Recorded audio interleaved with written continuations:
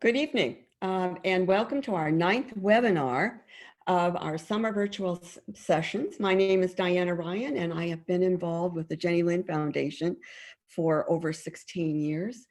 The COVID virus has really changed the type of program that we would be bringing you this summer. The students are not practicing music to present a concert, but are getting an opportunity to learn from a variety of musical artists. This is a great opportunity to hear from many professional musicians and ask them some questions. We will also address safety issues and that young people face during the social media and school life. We hope that you've enjoyed the other 8 webinars and will let us know your thoughts. We are pleased to see that these virtual sessions have been reached from many students all over the country. Our guest artist this evening is Jay Mason. Our moderator for this evening is Greg Conway. You will be hearing more from them a little later. The Jenny Lind Foundation is a student-driven summer program. The 20+ student coordinators have been planning these activities since last year's summer program. They have worked endless hours to bring you interesting activities, contests, and a lot of fun as if you had been attending the summer program setting. To bring you the announcements and reminders of our activities for this evening and next week, here are Jody and Julia. Good evening, everyone. Welcome to the 9th webinar in our summer series.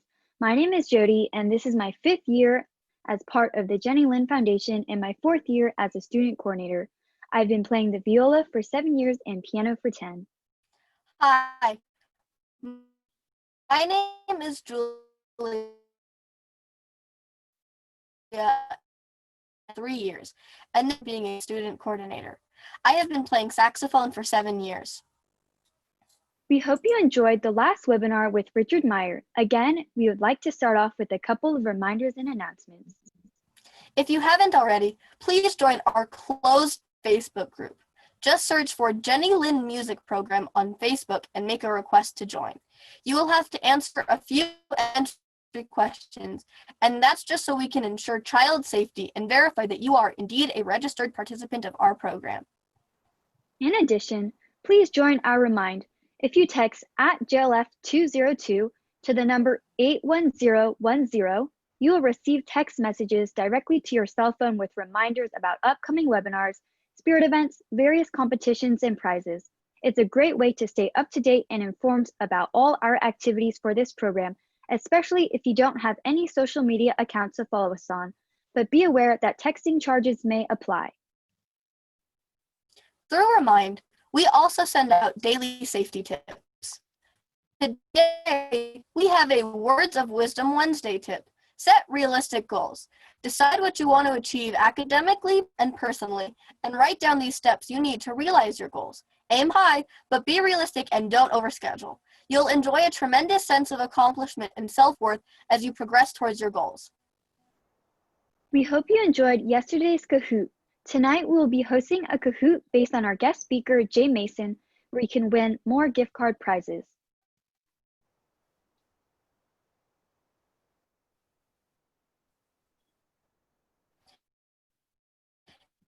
In the meantime,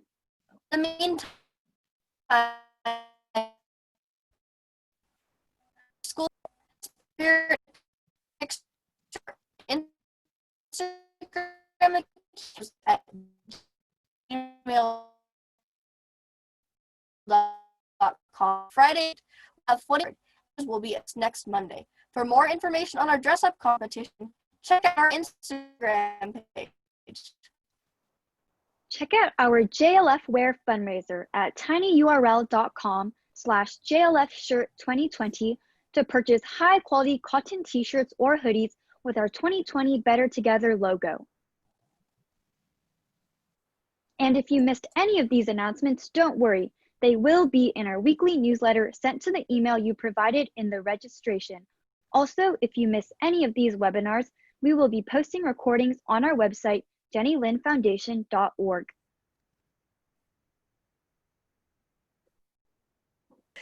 At this time, I'm pretty excited because I get to introduce Greg Conway. And Mr. Conway happens to be the director of instrumental music at Hopkins Junior High School in Fremont. He is also an alumnus of Castro Valley High Schools, and he has participated in the Jenny Lind program as a student for several years. Greg has been involved in the Jenny Lind Foundation as a band director for 13 years. Please welcome Mr. Greg Conway to the mic and enjoy the show, everyone. Thank you. Thank you, girls. Thank you, Diana. Mhm. All right, welcome to the Jenny Lind Foundation Summer Webinar Series. I'm Greg Conway.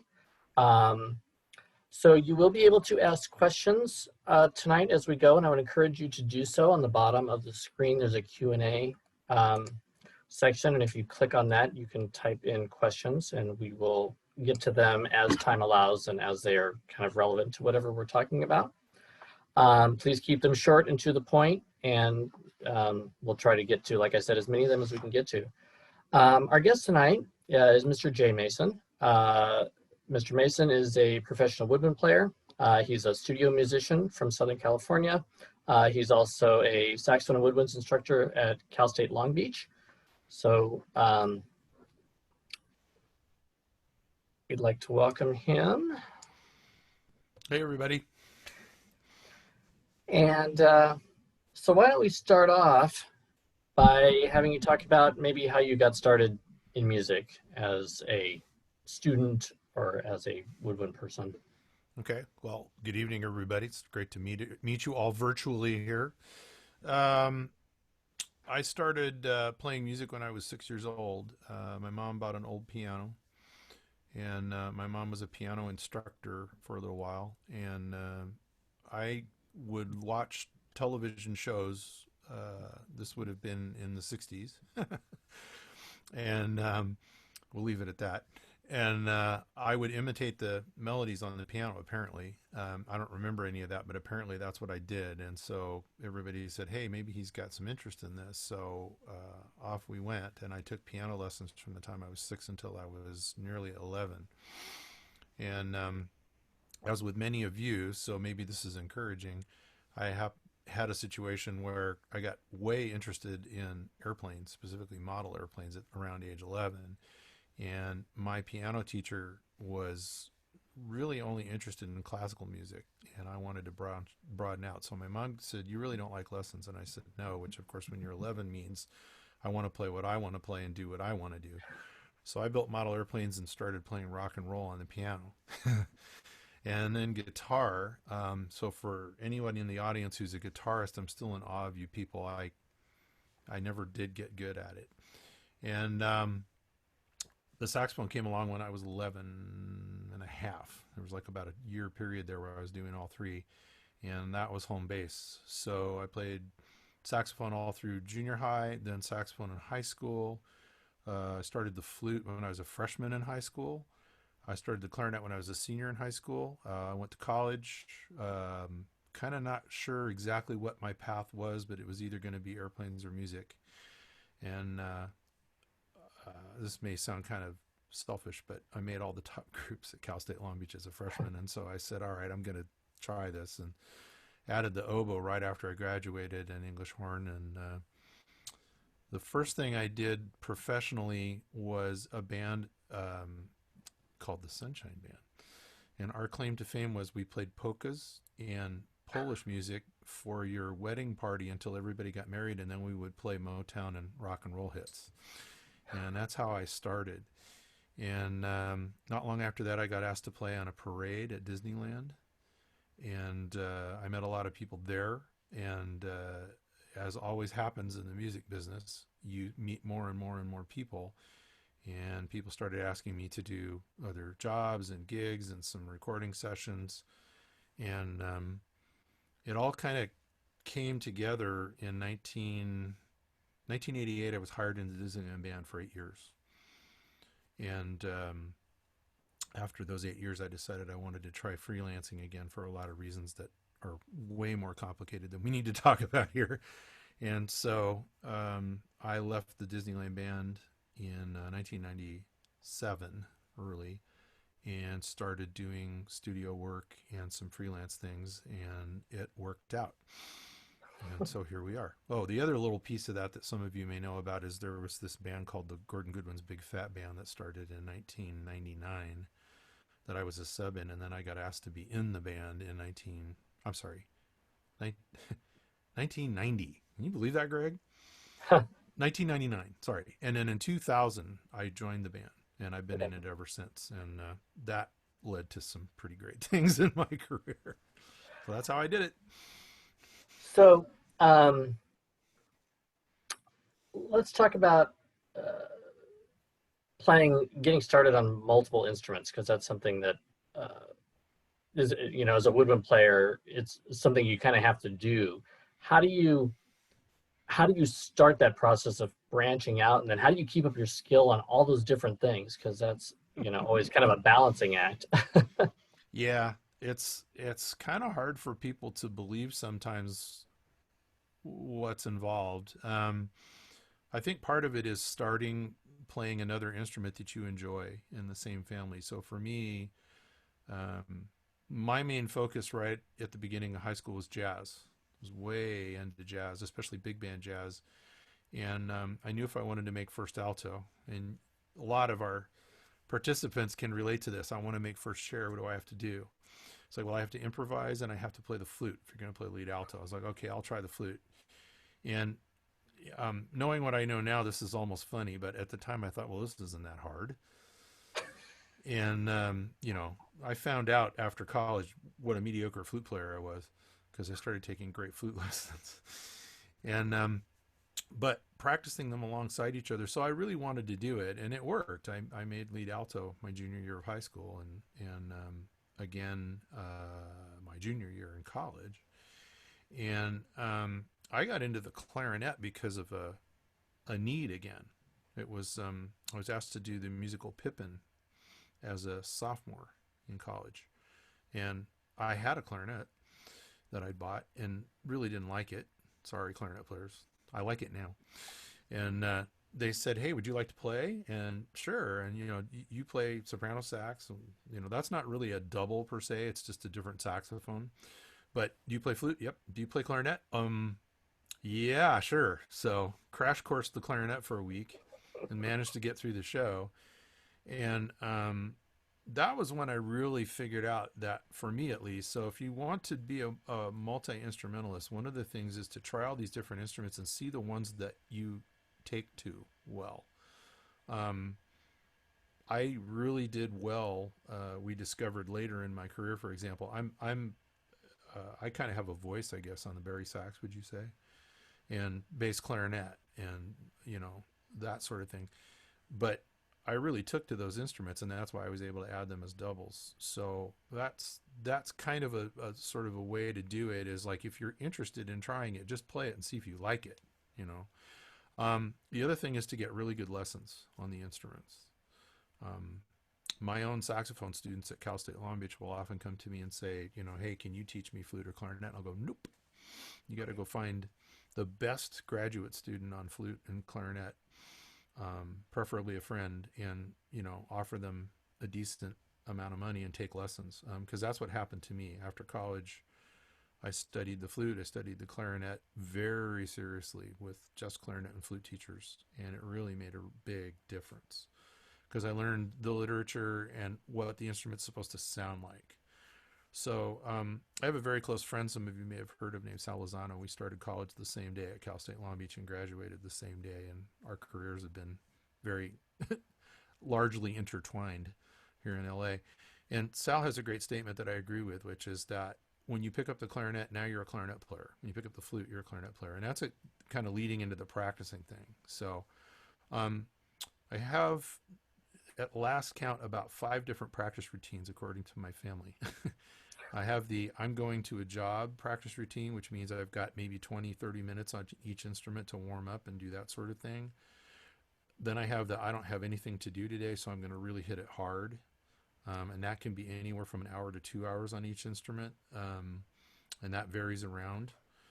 And then I sort of have all sorts of things in between. But basically, the way I find time to do it is I have a very set order I like to practice them in. So I always start on the flute, then I go to the oboe, then I go to the saxophone, and then I go to the clarinet, because it's the least what do I want to say, tense embouchure to the most tense embouchure that we play. So when I'm really trying to get a great flute sound, going from, for example, the clarinet to the flute is hard, because the clarinet is very firm and the flute is very loose.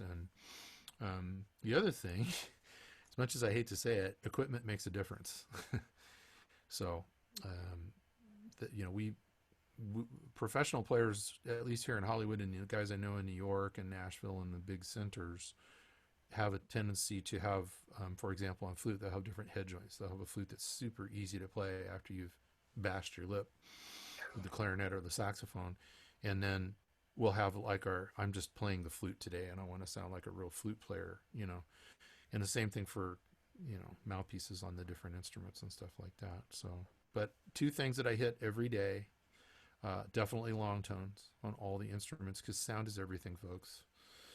I mean, when you're playing on one of these and it's 2 inches from your face, and I realize my mic is in my frame here, but when you're playing into one of these and it's 2 inches from your face, sound is everything.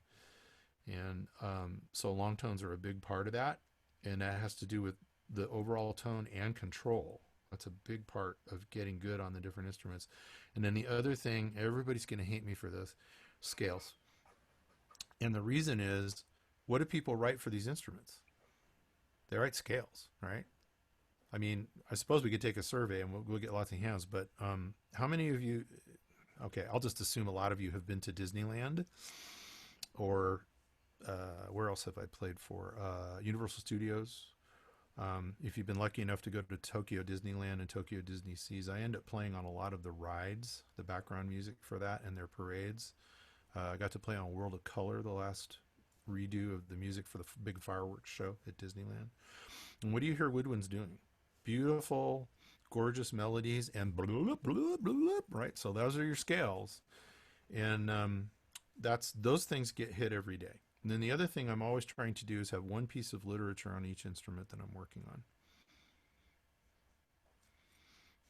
So let's talk a little bit about studio musician and recording stuff, and kind of describe to the students what that's like if you walk into a recording session. How does that work? What do you do? Depends on the situation. Yeah. I'll give you a couple of different examples. Do we have saxophone players in the audience at all? I'm sure we do, yeah. Yeah, there's probably some people that know about Gordon Goodwin's band. So the way we do our thing is Gordon gives us new charts and we play them on the road. We're on live concerts. So we get used to playing them that way. So that kind of a recording session, we'll show up in the morning usually, and we'll spend about an hour on each tune. But we already know it. We're not sight reading. And then we get what's called a usable take for that. And then the whole band goes in and listens and decides, that's a great one. Jay Mason raises his hand and says, that one baritone sax note in that one spot was kind of a little off. Can we go back and fix that? And what that means, oops, hang on. Did I just dump you guys? No, you're still here. Okay. Oh, hang on. Now I can't find the video. I was trying to turn that whole thing off here. Uh-oh. You're still here. We still see you. Yeah, would be nice to see you. Why did it do that? Sometimes it minimizes. Oh, here it is. Here it is. I'm hitting the wrong camera. There we go. I only teach on this 4 days a week during the winter. So then we go back and we do what's called fixes. And what that means is, and a lot of the kids will probably have recording gear at home now. It's amazing what you can get for a very low fee, right? And so you can go back on the professional stuff and they can say, okay, I want to punch in, we call it, between in measure, let's say 380 or something like that. I want to punch in from count 2 to count 4. and they'll give us 2 measures ahead of time, play along with it, we fix it, they go back and make sure that it went in there without anything weird, and now it's fixed. And that's one type of recording. Now, the one that I do an awful lot of lately until COVID hit, maybe the kids don't know, but we're not recording together since the governor announced the shelter in place. I think it was March 17th, 18th, something like that. Yeah. So now we're all doing it at home, which you can't see it, but in front of me is my studio setup. But what we would do is go into the studio. Sometimes we have a little idea of what we're going to do, but sometimes we don't. But I do Family Guy and American Dad. I'm a regular sub on that show. There's a list of movies. It's getting bigger, thank God. But as an example of one, the most extreme examples I can give you are the Family Guy, and I just did the movie Shaft. It came out last year. So the call, we have a person who's called a contractor, and this person knows who the musicians are in his or her area, and they know what we can do. So I get a call, Jay, there's a movie call, it's at such and so studio. Please bring the following instruments. So for Shaft, it was baritone sax, tenor sax, flute, piccolo, alto flute, clarinet, and bass clarinet. That was what I had to throw in the trunk that day. And cart into the studio, by the way. So a typical day like that will arrive no later than 1 hour before the start of the recording session, because we have to get all those instruments out. We have to pick reeds. We've already warmed up at home. So for some people, that's a 5 a.m. alarm, and for some people, it's a 7 a.m. alarm. Sessions typically start at 10 a.m. And on Shaft, we'd never seen the music. So we walked in and it was like, okay, cue number 1. And what happens is the movie's all spliced in the back, and they're playing that behind us, and they have what's called a click track. So we're hearing this in our headphones, but it's not going on the mic. And we sight read the music down. And they say, okay, that was all great, let's record it, or we need to fix this, or can we rehearse that? And sometimes on movies, we'll do, 2 takes, 20 takes. Hey, can we have the baritone sax leave out these 2 bars, but then come in louder here? Okay, now we have a version like this. On American Dad, they're typically play the cue down, and if he likes it, we just record it. So we're sight reading. That's good. Let's play it. And, I don't know how many of the kids would have watched a show like that, but he's notorious for these little cues that are like off. And we sight read that down and we play it. 70-piece orchestra. And we get breaks every hour because everybody's brain goes to mush trying to sight read all this music. And of course it's it's pressure, because everybody in the what we call the recording booth they can solo your track, folks. So it's like, ooh, there's something going on with the clarinet there. Somebody dropped a pen on their music stand. Ooh, it was Jay Mason, They're sight reading, soloing you. Each of you has your own microphone generally? Most of the time. Yeah. Yep. So it's, it's real pressure because they can hear everything and they know who's making it and who's not. Right. So. And that's probably also so they can balance things out at the end. And exactly. Yeah, okay. Huge deal. On the other hand, it's always amazing to me how great it sounds. It's a real privilege to do it. So you mentioned that you're doing stuff kind of from home now. Are you doing a lot of that, or is it just? It's the same kind of deal though, right? Where they send you the music in a click track. Right. They send you the music. What's different now is we'll get what's called mock-ups. So typically when we would do something before, there would be samples. Does everybody in the audience understand what a sample is? In other words, it's not a real flute, it's not a real clarinet, it's not digital, a real violin, It's digital. They'll play it for us sometimes, or sometimes we'll play along with it so they can, because that's going with either a singer, or if it's a motion picture, it's going along with the picture. And so they have to make sure that it's lining up okay while we're playing along with it. And then if nothing completely fell apart, Sounds like band, huh? Or orchestra rehearsal. If nothing completely fell apart, then they'll take out those samples and we play. And there's nothing fake happening except for the click, which is the time. And you have your, Greg's a fine, amazing conductor here. Clicks have to sometimes do retards and rallentandos. So it'll be something like, we're going ba da dee dee dee dee dee dee dee dee, and we have to sort of be musical with, you would never do that, right? You would never go like totally digital, you're going to put some humanness in it. So, but that still would have to line up with whatever's going on. So that's the trick. That's the trick. And Yeah. so I'm guessing you have a conductor. Sometimes we do, and okay. sometimes we don't. Okay. It depends on the date and how they want to do it. Sometimes they'll turn the click off and the conductor will conduct. Yes. Okay. Yeah. So when you're doing stuff at home, then you're doing it with the click track and the digital. Right. And then right. You do and like I'm the engineer. Right. As well as, for my personal stuff. So I have to adjust the levels, we call that, where, how close is the mic? Does it sound good here? Should I turn it? I have to start the recording track and then get back in my chair and get one of the ones I did just recently was for Gordon, and it was a baritone sax solo. So he was actually one of the webinars we did was with him. Oh, good. A couple of weeks ago, and he played us a little bit of that. It was, I forget the name of the tune.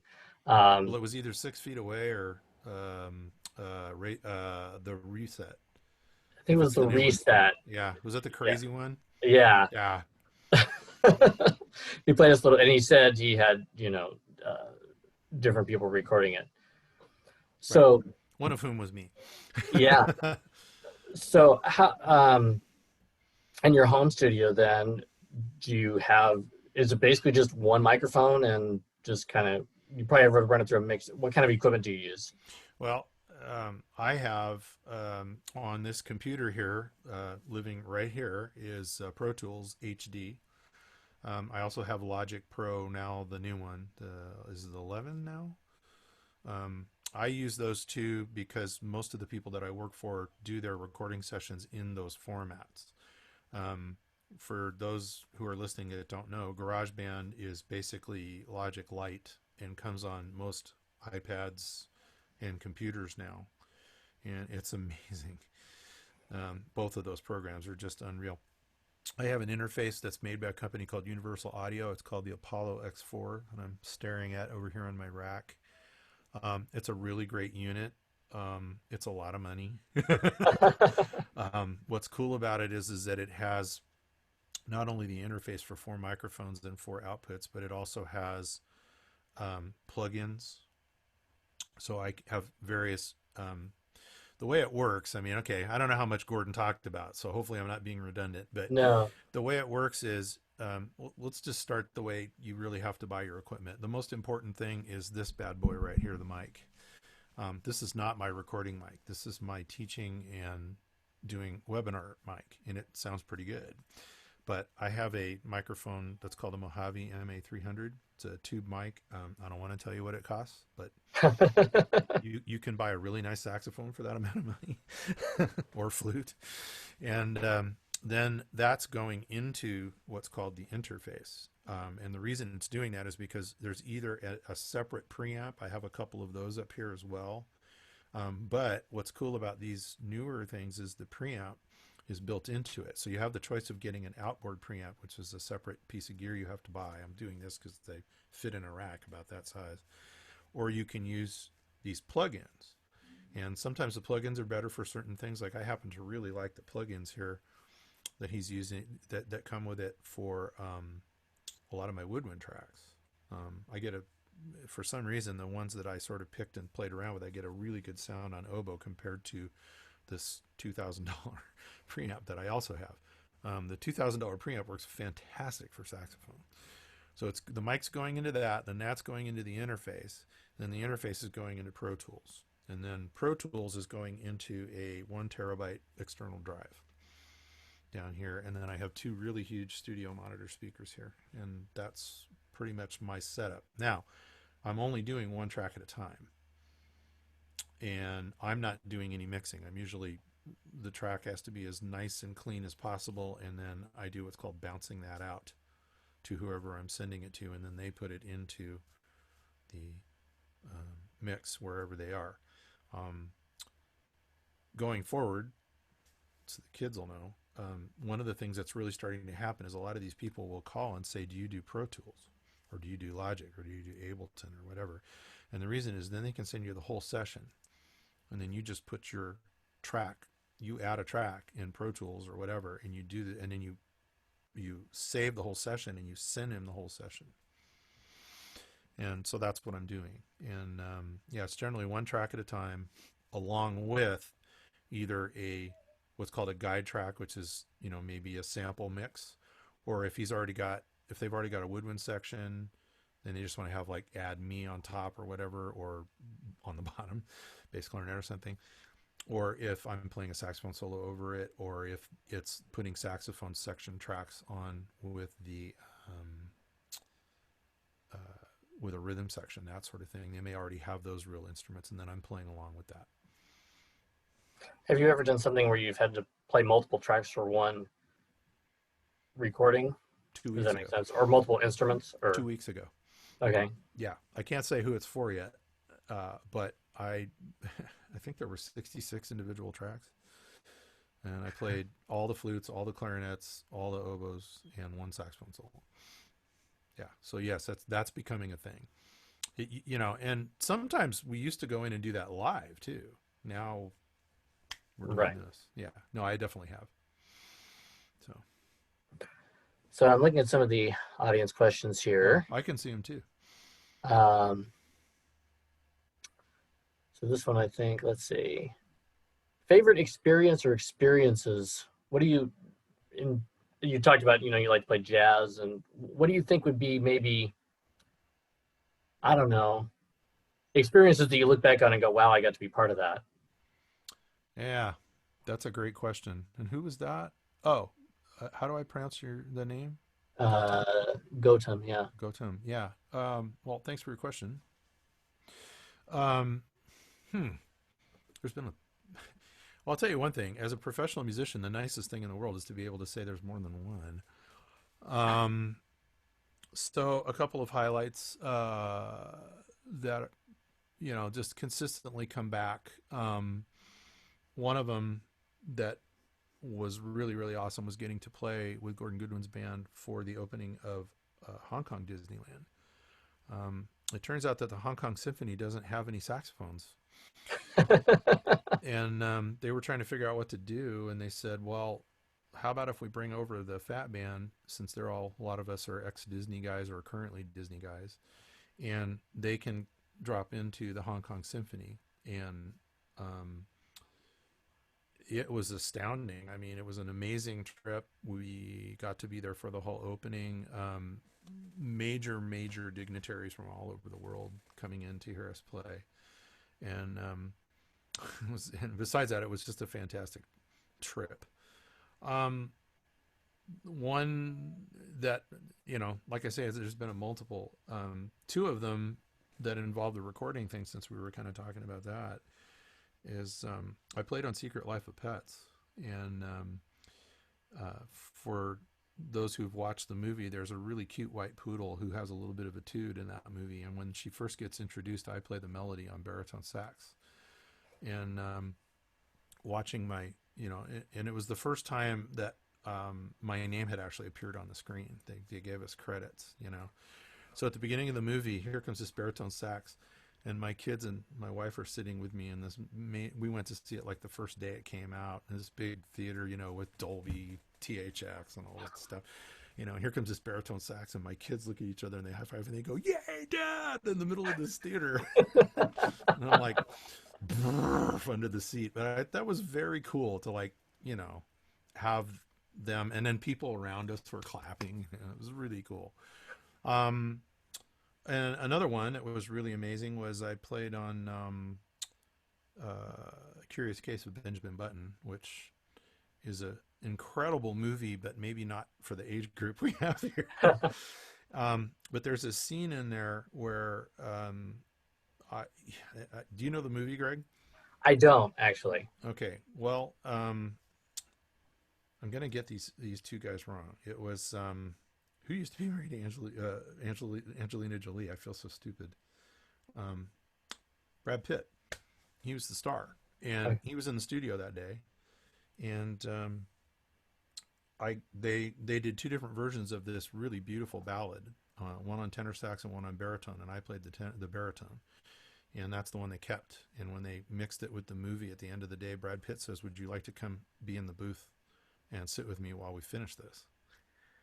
So I got to meet Brad Pitt and not only sit with him, but have him listen and go like, "Wow, that's really great. That works so well," and this and that. So those are just a couple. I mean, those are just a few highlights. I've been very, very lucky to do what I do. So How did you get into playing? I know you play a lot of all the various saxophones. How did you get into playing baritone saxophone? Because I know not all the saxophone players play that. I was dragged kicking and screaming. No. As a kid, I wanted to be a lead alto player. And I did do that. If you want to hear me play lead alto, there's a bunch of places you can go if you hunt around on the internet enough. But when I was in high school, one day, my saxophone teacher handed me his baritone sax and said, "Here, take this home and play around with it." And I came back, he goes, "What'd you think?" And I said, "That's really cool. It's almost too easy." Little do I know. So when I got to college, we had a saxophone ensemble at California State University in Long Beach. Leo Potts started that, who's wonderful. Leo Potts was an incredible teacher, taught so many great players.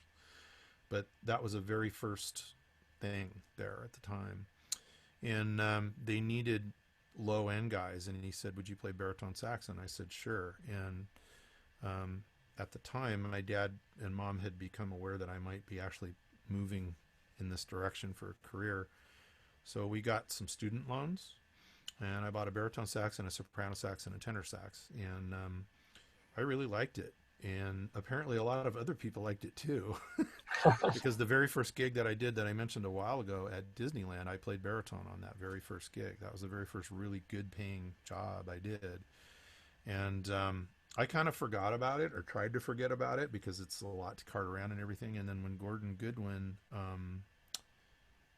needed a bari sax player, they started the band with a different sax section, and then those guys decided to move on and do other things. And, "Would you like to come play baritone sax in the band?" I said, "Sure," and it worked, to say the least. So that's how I got into it. And there are people that don't think I play anything else because of that. So. I know how that is as someone who plays a lot of bari sax. Yes, I've been pigeonholed. I think I was told when I bought my bari sax, it's like, "Congratulations, you probably won't ever play anything else ever again." It's like, right. because now Especially you if own you're one. good. Especially if you're good. All right, so somebody says, "Oh, Brandon Pang, who's his favorite sax player?" Most of them. That's a long question. The list grows. I can't speak for all of the people that are listening, and I don't know about how much jazz you listen to, Greg, but I can't turn on a jazz station now without hearing somebody, it seems like, that's like, "Who is that?" Yeah. Yeah. And then they say the name and you go look him up and you go like, he's 19 years old. Yeah. Yeah. But the guys that I listened to growing up were Phil Woods. I really, current saxophone players, I'm a huge fan of Eric Marienthal. All the guys in my section in the Fat Band are tremendous players. Michael Brecker was a big influence on me. Lately, I'm listening to Bob Mintzer a lot, and I don't play that much tenor, but I just love his musicianship. And then as far as maybe some obscure people that they don't know, I'm on the baritone saxophone. I'm a huge fan of Gary Smullian, Ronnie Cuber, all these New York guys. They just have something in their sound. So that's just a few. It's a huge list. I was just listening to, here's one for all the bari players in the room. One of my students transcribed an entire Nick Brignola album. And I always liked Nick Brignola's playing because he was an alto player who also played baritone. So I'm like, yay, I can identify with that. He's also a really good flute player. And this album was like, why didn't I know about his playing? I mean, it's like 40 years old. And I'm listening to him play, and I'm like, why didn't I know about his playing? I mean, he can play baritone sax like Charlie Parker.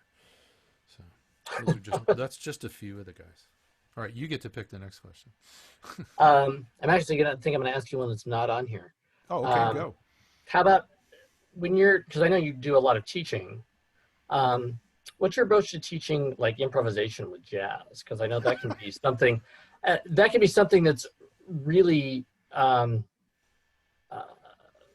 to think of the right word. It's very different for every person. It's going to have their own style. And Sure. you know, I know me as a middle school band director, you know, it's like, well, okay, I can kind of tell you what scale goes with what chord, but at some point you got to have some ideas about what to do with that. Right. And, you know, practicing scales and all that is obviously important. Right. Well, things have kind of, in your and I's lifetime, as you know, I I use this and it almost sounds trite, but I'm a perennial student. I mean, I'm constantly learning. My wife and kids will tell you. I mean, if there isn't a book in front of me, it must be something wrong. And one of the things that has happened is that when I started in college, we were all into the pedagogy of jazz, you know, understanding exactly what to play on every chord and all this sort of thing. And that's kind of come full circle back to what I didn't get. My original saxophone teacher, Don Hawkins, such a great guy, really tried, but you know, we were all into pedagogy by then, was listen and imitate. And so my approach is kind of two-pronged. The first one is you do have to have the basics. So if you can't play your major, all the various minors, several of the you know, the diminished scales and all that kind of stuff, you're not going to understand. Your ears are not going to understand what's going on. So you do have to get that.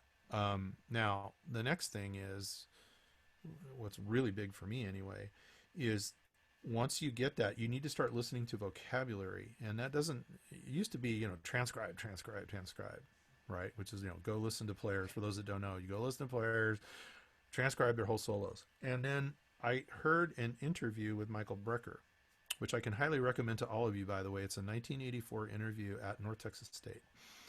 And it'll blow your mind, because at one point in there, first of all, he plays drums, and he's an incredible drummer. And one of the things he says is, I really have trouble adding new material to my solos, like learning new material. And you can just hear everybody in the audience, including all of us out here, going like, he's like me, yay. So what he said is that he goes through solos. Instead of doing the whole solo, he picks out things that he wants to play. I like what that player played right there, so I'm going to learn that, and I'm going to play that in all 12 keys. And he said, and this has been my case and for most of my students, is then you go take the blues or something really simple, and you know, if it's something that plays over a dominant chord, you play it over every dominant chord as you go through the blues, and you have to do this really slow, and it's kind of painful to your ear because you're like, okay, now I'm bored with the lick. But it helps you learn how to use it. Then you have to set it aside, and it creeps into your playing. But, you know, the great Chick Corea said, you know, we've already played all 12 notes, folks. So you're not going to play something without imitating somebody. So stop trying to do that. It's how you sound. And we are back to sound. It's how you play, and it's how you take all the material. So we call it vocabulary now. You probably know that. And lots of players go learn little snippets, or, you know, 2, 3, 4, 5, 8 bars of a piece, or of an idea, and then learn to play that in all 12 keys, and then start integrating it into the tunes that you play.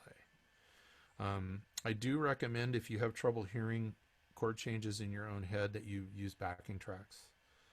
And there's some, you guys out there, the resources you have compared to when I was in high school, which was 1976 to 1979, is unreal. I mean, just, you know, you guys all know. So that's what I maybe do. That's a little not different, but that's how I approach it with both of my students, and they seem to be learning.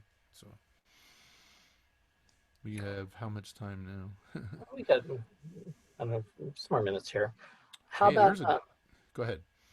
I know you do a lot of classical versus jazz. Do you approach those two things differently when you play them, or do you? In a way.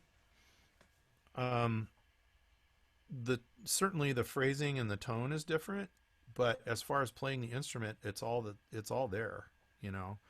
Um, One of the things that I think is really interesting is there is such a thing as classical saxophone. Maybe a lot of them don't know that, but there is such a thing. So you have all these classical saxophone players that talk about this thing called wasted motion, where your fingers stay right on the pearls, you know. Now, clarinet players learn this real quick, or they can't play the clarinet, and oboe too. But a lot of saxophone players, when they play jazz, you know, it's all over the place if you watch the videos. And it's like, why are you allowed to get away with that as this one thing? And my thing is, it's all saxophone playing. It's all saxophone playing. It's all oboe playing. It's all flute playing. It's all clarinet playing. And so as far as the approach is concerned, yeah, it's tone and phrasing, right? And then, of course, understanding the literature too, you know. We're often asked to play 20 styles music on recording sessions. You know, just one little thing where we got to go, you know, and it's almost classical. And then 2 minutes later, we're going, you know, you know, something like that. And then 10 minutes later, we're over there playing on a flute going, and, you know, we have to understand how to play all those different styles. But as far as getting the right sound and everything out of the instrument, it's, you know, I don't waste motion and I play with a good airstream and all that stuff. So in that way, I don't approach them any different. Have you done things, I know it just happens in jazz pieces occasionally, where you end up playing like a whole bunch of different styles and a whole bunch of different instruments kind of rapid right in a row on the same tune or on the same... If you work at Disneyland, it's the best training ground on the planet. Because you're playing in a marching band one set, then in the next set you're playing in a saxophone quintet, then you're playing in a big band later on. And then at wintertime, we had a classical clarinet saxophone quintet playing Christmas tunes. I mean, you know, and it's cold. So you got to learn how to play under those conditions. And I mean, you really do learn. So yeah, I've always enjoyed lots of different kinds of music. I discovered Bach in high school and I was never the same. So here's a couple of these off the list here. What would you say the most difficult thing about the work you do as a performer, as a studio musician? Keeping all the instruments together. It's the most difficult thing. I mean, I have to play them all. Oboe in particular. Somebody asked a question about how do you approach the oboe. Yeah. I have to play the oboe every day, or it goes. It's funny, you know. If I go on vacation and I pick up the oboe, it's just like, what? You know what I mean? I cannot play oboe. I can play all the rest of them passively. I cannot play oboe. Well, you've met me. There's something strange here. But I do enjoy playing the oboe. It is, in fact, one of my favorite doubles to play. I mean, when you get to play a beautiful melody on something on the oboe, it's just like, oh, thank you. So I have to play that every day. But yeah, keeping them all going is really difficult. I mean, it sounds like, oh, I practice this and I do that and everything, and it all works. It's like, no. How much time would you say you spend let's say you had a normal day, just, you know, practicing and keeping skills and things like that? Well, if I'm not working, it usually works out to somewhere between 3 and 4 hours. If I am working, it can be anywhere from maybe 15 minutes on each instrument, working on skills sort of scattered throughout the day, to a couple of hours. There was a time, though, and the thing with winds is you can't, you know, people say, oh, I practice 8-9 hours a day, not on wind instruments. You're like, bleh. So I do spread it out. It's like I'll play the flute for a while and then I'll take a break and then come back and do the others. So yeah. This one, how long would you say it normally takes you to work on a piece? That's probably different depending on the situation, because you're talking about something to walk in and sight read and other things you'll get in advance. Are they talking about the session on a recording, or me like working on a piece? Maybe well, I'll answer both. How's that? Yeah, sure. Like I said, there's some pieces where we come in and we go, okay, great, let's record it, and it's done. And then there's the ones where it's just so hard we have to do multiple takes, or maybe we have to, you know, play a little bit and stop because we got to switch instruments. As far as the pieces that I play, I don't pick easy music anymore. I'm challenging myself. I have a flute piece that I may put out on the internet here in a little bit that has a backing track that I've been working on for 3 years. And I don't I now kind of finally feel like I've had the time during this shutdown to really get it. Um, that's amazing. I mean, 3 years. Yeah. And I still love it. I mean, every time I play it, I'm like, I almost got it. Yeah. So that's kind of the spectrum, 30 seconds, 3 years, So what would you say to a musician that maybe is playing an instrument, has been playing it for a while, and they're, they kind of do it because, what would you tell them would be the most important thing to get the most out of playing an instrument for them? Well, the number one thing is play music that motivates you. And that changes over your life. I mean, professionals go through phases where, we're playing a certain kind of music all the time. Like, I will be honest with you. If I never played another Disneyland band piece, I'd be happy. I only did it 5 days a week for 8 years, and that doesn't mean the music's bad. It's great. It's just, that's like what I did for work. So you need to constantly have things that motivate you, perhaps outside, that make you want to do it. And that may mean switching instruments, perhaps. That's the nice thing about what I do, is I'm never bored because I play all these instruments. It's true. But that's number one. And I guess along with that, play instruments that motivate you too. If the sound turns you on, you'll get it going. The other thing is that once you kind of work that through, never stop. I can't tell you the number of people that I know that play great, find something else they have to do for a living for whatever reason, or stop because they had kids or whatever. Like, I wish I'd kept going. I'm like, well, go. Do you still have it? Yeah, I got my oboe in the closet. I'm like, great. You want some reeds? And they're like, no, I'll never sound like you. No, don't even go there. I was like, keep going, keep playing, start up again, do something like that. And I mean, it's kind of funny how if you put the instrument on the peg, that's what, and it's sitting there, and you walk in your room, at least for me, it sort of calls to you. It's like, here, Mr. J, don't forget Mr. Oboe, you must play me.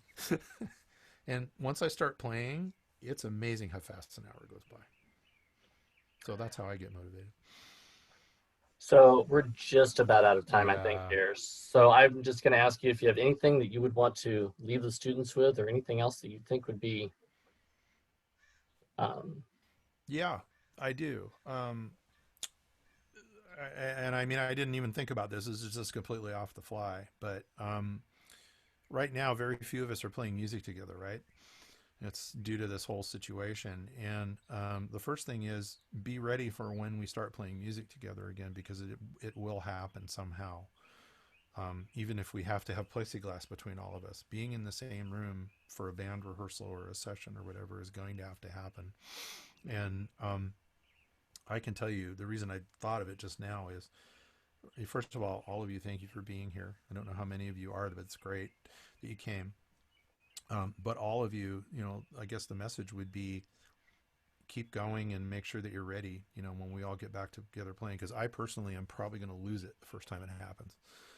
I'm not a person who's particularly gets overly emotional, but I'm telling you, then the first time I play with somebody like the Fat Band or whatever, we're all going to look at each other and just go like, I miss this so much. And, you don't want to be like down on your chops or whatever. And yeah, we really need the arts. That's kind of my message. I knew that. My daughter's a music major. My wife and I met playing the saxophone. She doesn't play anymore. She's one of those people that I need to go see. She's going out right now. But we all need this, the arts in one form or another. And since you are lucky enough to be interested in one, keep it going. It's a big thing. And I never personally have felt such a need for it as I'm feeling right now. Yeah, I know what that's like. Yeah. All right. Well, thank you again so much for coming and doing this. My pleasure. Check my little script here to make sure I do this right. We want to definitely thank everyone in the audience for coming, and remind you that our next session is on Monday, That's July 6th, where our guest will be professional vocalist Ellen Marsh, and that'll be moderated by Carrie Nasseter. Got to go to that one. And next week we'll also feature composer John Mackey and film composer Robert Litton. These sessions are brought to you by the Jenny Lind Foundation, and if you enjoyed tonight's sessions, let us know at jennylindfoundation.org/contact-us.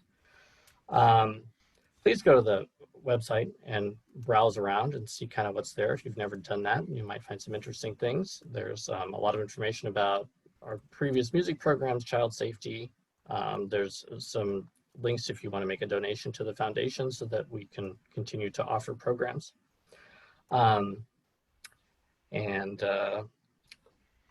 Yeah, thank you once again to Mr. Mason and to all of you for attending. I'm going to turn things over to Jody, one of the student coordinators, who's going to take it from here.